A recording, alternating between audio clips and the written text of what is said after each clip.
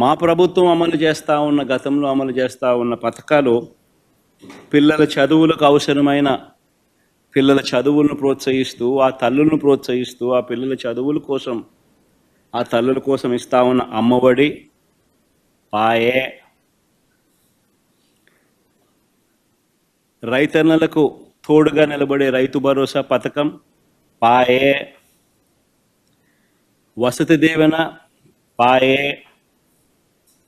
విద్యా దీవెన అరకొర, చేయూత లేదు, ఆసరా లేదు, సున్నా వడ్డీ, ఆరోగ్యశ్రీ పూర్తిగా కూడా యగనామమే, వాహనమిత్ర, నేతన్న నేస్తం, మత్స్యకార భరోసా, కాపు నేస్తం, ఈబీసీ నేస్తం, చేదోడు, తోడు, లానేస్తం అన్నీ గతంలో ఉన్న పథకాలన్నీ కూడా పాయే. పిల్లలకు ట్యాబులు ఇచ్చే కార్యక్రమం కూడా పాయే.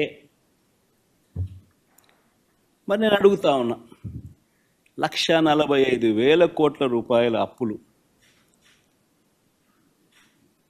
చేసినవి చేయబోతున్నవి ఎవరి జేబీలోకి పోతా ఉన్నాయి?